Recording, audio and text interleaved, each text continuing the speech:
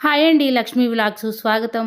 అందరూ ఎలా ఉన్నారండి? నేనైతే చాలా బాగున్నాను. మీరందరూ కూడా బాగుండాలని మనస్ఫూర్తిగా కోరుకుంటున్నాను. మరో మంచి రొటీన్ వ్లాగ్‌తో మీ ముందుకైతే వచ్చేసానండి. మొన్నైతే నేను టమాటా చట్నీ అయితే ప్రిపేర్ చేశానండి. సంవత్సరం అంతా నిల్వ ఉంటుంది. నేను ఏ విధంగా ప్రిపేర్ చేశానో కూడా ఈ వీడియోలో షేర్ చేస్తానండి. అలానే ఫ్రైడే రోజు నా డైలీ రొటీన్ ఏంటో షేర్ చేసుకుంటానండి. అలానే నేనైతే కొన్ని మాటలు మీతో మాట్లాడదాం అనుకుంటున్నాను. పునుగులైతే ప్రిపేర్ చేశాను. అలానే పూరీలు కూడా చేశానండి. నేను చెప్పిన విధంగా పునుగులు చేసుకోండి. టేస్ట్ అయితే చాలా చాలా బావుంటాయి.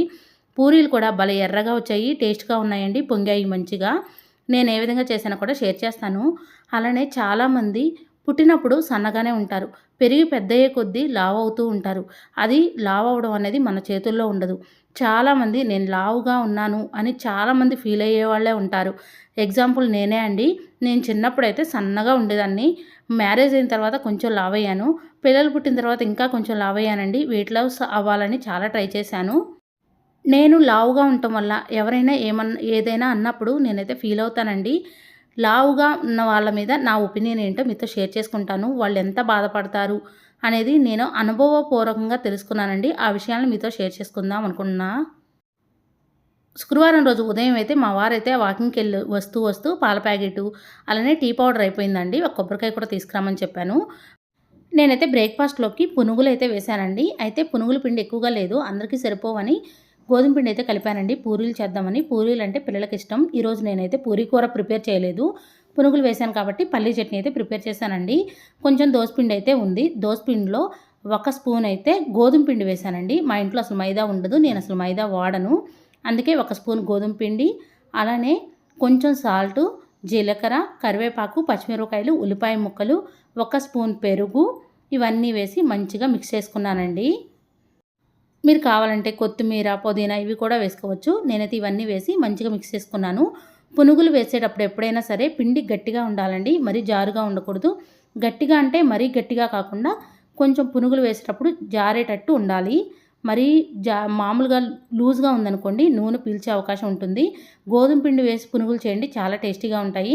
మైదా పిండి లేకపోయినా గోధుమ పిండి వేసుకొనైనా చేసుకోవచ్చు. నేనైతే ఈ విధంగా పునుగుల పిండి కలిపి పక్కన పెట్టాను. కొద్దిగా సోడా ఉప్పు కూడా వేశానులేండి. ఇలా కలిపిన తర్వాత ఒక 10 నిమిషాల పాటు వదిలేసానండి. ఈలోపు నేనైతే గోధుమ పిండి కూడా కలుపుకుంటున్నాను. పూరి కోసం గోధుమ పిండి కలిపేటప్పుడు గోధుమ పిండిలో కొంచెం పాలు, ఒక స్పూన్ పంచదార, కొద్దిగా ఉప్పు వేసి పిండి కలపండి. పూరీలైతే భలే వస్తాయండి. ఎర్రగా కూడా వస్తాయి. ఇక్కడ నేను పునుగులైతే వేశానండి. నేను పునుగులు వేసేటప్పుడు వీడియో అయితే తీయలేదు. ఎందుకంటే నాకు పునుగులు వేసేటప్పుడు భయమండి. ఒకసారైతే మామూలుగా మైదా అప్పటికప్పుడు కలిపి వేశాను. మైదా వేస్తే అప్పటికప్పుడు ఒక్కొక్కసారి పేలే ఛాన్స్ ఉంటాయి కదా!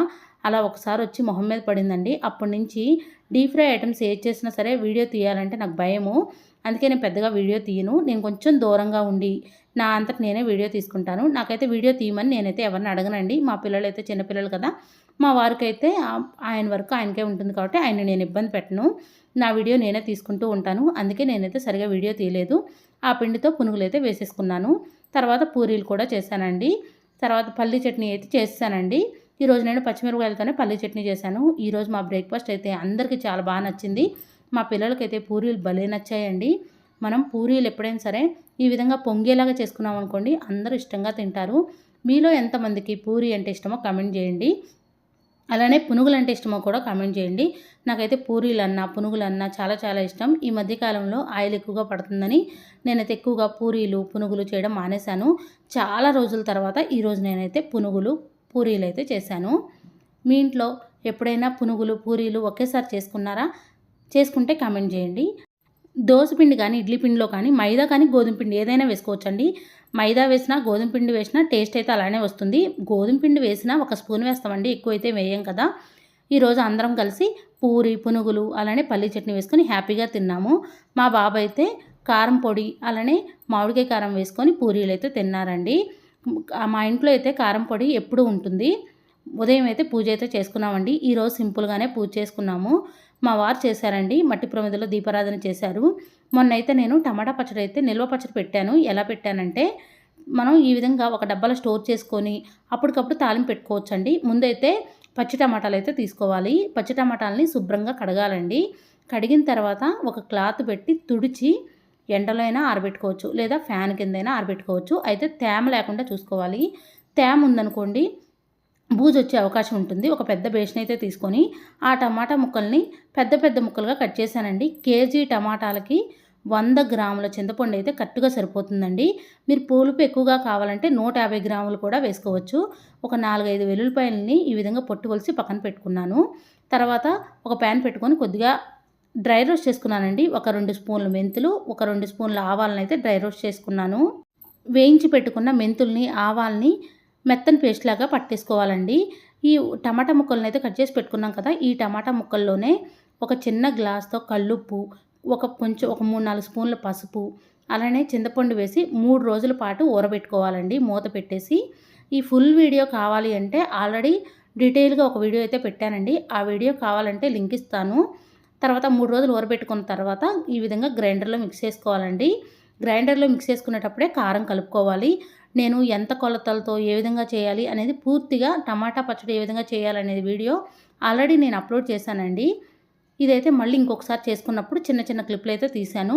ఫుల్ వీడియోనైతే కామెంట్స్‌లో పింక్ చేస్తాను చూడండి. గ్రైండర్ పట్టిన టమాటా చట్నీని ఒక జార్‌లోకి తీసుకొని ఎప్పుడు కావాలంటే అప్పుడు తాలింపైతే పెట్టేసుకోవచ్చండి. ఆ రోజు ముగ్గు అయితే నేను ఈ విధంగా సింపుల్‌గా వేసుకున్నాను. శుక్రవారం రోజున మనం ఇంటి ముందు తామర పువ్వుల ముగ్గులు వేసుకోవాలండి. నేనైతే ప్రతిరోజు కూడా మా ఇంటి ముందు తామర పూల ముగ్గులైతే ఉంటాయి.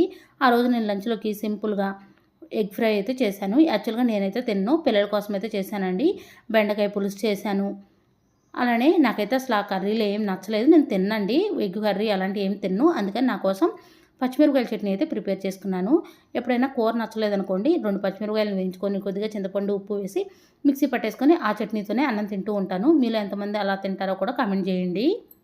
చాలామంది కావాలనే నువ్వు సన్నగా ఉన్నావు, నువ్వు లావుగా ఉన్నావు, లేకపోతే నువ్వు అందంగా లేవని మొహం మీద చెప్తూ ఉంటారు. అలా ఎప్పుడూ చెప్పకూడదండి. అదంతా దైవ నిర్ణయం. మనమేమి బొమ్మల్లాగా రెడీ అయ్యి మనంతట మనం వచ్చినోళ్ళం కాదు కదండీ. ఆ భగవంతుడే ఎవరిని ఎలా సృష్టించాలో అలానే సృష్టించాడు. అయితే కొంతమంది పుట్టినప్పుడు సన్నగా ఉంటారు. తర్వాత లావవుతూ ఉంటారు. లావైనంత మాత్రాన తినటం వల్ల వచ్చిన ఒళ్ళు కాదండి. కొంతమందికి మందులు పడవు. కొంతమందికి ఏదైనా హెల్త్ ఇష్యూ ఉండడం వల్ల లేదా థైరాయిడ్ ఉండడం వల్ల లావైపోతూ ఉంటారు. ఎగ్జాంపుల్ నేనే అండి. నా చిన్నప్పుడు నేనైతే చాలా సన్నగా ఉండేదాన్ని. నా 10th క్లాస్ వరకు కూడా నేను సన్నగానే ఉన్నానండి. కానీ నాకు తెలిసి తెలియక నేను మామూలుగా ఇంటర్‌లో ఉన్నప్పుడు కూడా సన్నగానే ఉన్నాను. నా మ్యారేజ్ టైంలో కొంచెం బొద్దుగా ఉన్నానండి. కొంతమందికి జీన్స్ కూడా ఉంటాయి. అంటే ఫాదర్, మదర్ నుంచి తల్లిదండ్రుల నుంచి వస్తాయి. మా నాన్నకి కొంచెం ఒళ్ళు బొద్దుగా ఉంటుందండి. అదే జీన్స్ నాకు వచ్చాయి. చాలామంది పెళ్లి గాకముందు సన్నగానే ఉంటారు. పెళ్ళైన తర్వాత లావైపోతూ ఉంటారు. ఎందుకంటే కొంతమంది పిల్లలు త్వరగా పుట్టలేదని మందులు వాడుతూ ఉంటారు. లేదా ఏదైనా థైరాయిడ్ ప్రాబ్లమ్ ఇలాంటివి వస్తూ ఉంటాయి కదా! ఏదైనా హెల్త్ ఇష్యూ వచ్చినప్పుడు లేదా ప్రెగ్నెన్సీ టైంలో ఇప్పుడున్న రోజుల్లో అయితే చాలామందికి బెడ్ రెస్ట్ చెప్తున్నారు కదండీ! బెడ్ రెస్ట్ అంటే ఎక్కువగా ఏం పనులు చేయరు. తిన్నది ఒక ఫ్రూట్ తిన్నా సరే అది ఒంటికి పట్టేస్తుంది. అలా లావైపోతూ ఉంటారు. కొంతమంది ఏంటంటే ఒళ్ళు తీరును బట్టి ఒకవేళ లావైపోయినా వెంటనే సన్నబడిపోతారు.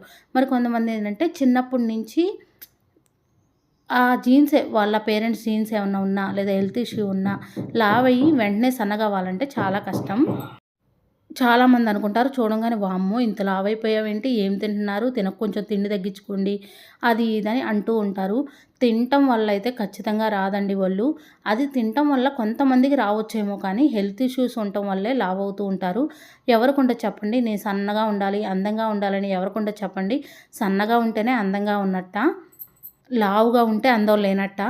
అలా ఏముండదండి. సన్నగా ఉన్నా, లావుగా ఉన్నా, ఎలా ఉన్నా సరే ఎవరి అందం వాళ్ళదే అండి. ఒకళ్ళతో ఒకళ్ళు ఎప్పుడూ కూడా కంపేర్ చేసుకోకూడదు. నా గురించనే కాదండి. అలా చాలామంది ఇబ్బంది పడుతూ ఉంటారు. నేను లావుగా ఉన్నాను ఏమన్నా అనుకుంటారా అని. మన చేతుల్లో ఏముంది చెప్పండి?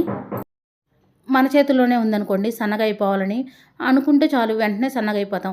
అలా కాదు కదండీ! సన్నగా అవ్వడం, లావు అవ్వడం అనేది మన హెల్త్ ఇష్యూ మీద, అలానే మనం తినే తిండి వల్ల అయితే అంతగానం లావు అవ్వరండి. ఏదో కొంచెం లావు అవుతారు కానీ ఎక్కువైతే అవ్వరు. కొంతమంది ఏంటంటే ప్రెగ్నెన్సీ టైంలో బలానికి మందులు వాడతారు కదండీ! అవి ఒంటికి పట్టేసి లావైపోతూ ఉంటారు. నా విషయంలో అయితే అలానే జరిగింది. నాకైతే ట్విన్స్ కదండీ! నాకైతే డబుల్ మెడిసిన్స్ ఇచ్చేవాళ్ళు. దానివల్ల నాకైతే ఒళ్ళనేది వచ్చేసింది. నేను సన్నపడాలని చాలా ట్రై చేశానండి. సన్నపడడం అంటే చాలా కష్టం అండి. ఈజీ ఏం కాదు. అదే సన్నగా ఉన్నవాళ్ళు లావు అవ్వాలన్నా తింటే అవుతారు అంటారు. అది కూడా కొంచెం కష్టమే అండి. ఈ విషయం గురించి నేను ఎందుకు చెప్పానంటే ఎవరు కూడా ఎవరిని నువ్వు అలా ఉన్నావు, ఇలా ఉన్నావు అని ఎవరిని ఇబ్బంది పెట్టకండి. ఎందుకంటే మనం ఒక మాట అనేస్తాం. ఆ పడ్డ వాళ్ళకి ఎంత బాధ ఉంటదో అండి. అందుకే ఎప్పుడూ కూడా మనం ఎవరిని కూడా ఒక మాట అనకూడదు. అందరిలోనూ లోపాలుంటాయి. కొంతమంది కొన్ని విషయాల్లో పాజిటివ్ ఉండొచ్చు. కొన్ని విషయాల్లో నెగెటివ్ ఉండొచ్చు. ప్రతి మనిషిలోనూ పాజిటివ్, నెగెటివ్ 2 ఉంటాయి. అందుకనే మనం ఎవరిని ఇబ్బంది పెట్టకూడదు అని నేను అనుకుంటా. మరి మీరేమనుకుంటున్నారో కామెంట్ చేయండి. ఆ రోజు మేమైతే బర్త్‌డే పార్టీకి వెళ్ళామండి. నేనైతే ఈ విధంగా సింపుల్‌గా రెడీ అయ్యాను.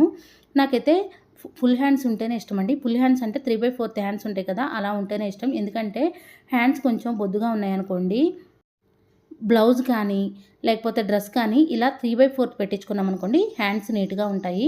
బొద్దుగా ఉన్నప్పుడు షార్ట్‌గా పెట్టుకున్నామనుకోండి అదొక రకంగా కనిపిస్తూ ఉంటాయి. అంత మంచిగా అనిపించదు. నాకైతే ఈ విధంగానే నచ్చుతాయి. నేను కాలేజీలో చదువుకునేటప్పుడు కూడా ఎప్పుడైనా సరే డ్రెస్‌ని ఈ విధంగానే పెట్టించుకునేదాన్నండి. 3/4 హ్యాండ్సే పెట్టుకునేదాన్ని. ఈ మధ్య జాకెట్లు కూడా ఈ విధంగానే పెట్టించుకుంటున్నాను. మీలో ఎంతమందికి ఈ విధంగా ఇష్టమో కామెంట్ చేయండి. ఈ రోజుకైతే ఇదే వీడియో అండి. ఈ వీడియో మీకు నచ్చిందని అనుకుంటున్నాను. నా వీడియో నచ్చితే ప్లీజ్ లైక్ చేయండి, షేర్ చేయండి, కామెంట్ చేయండి ఫ్రెండ్స్. కొత్తవారు ఎవరైనా మన ఛానల్ చూస్తున్నట్టయితే సబ్స్క్రైబ్ చేసుకోండి. Thank you for watching. Bye అండి.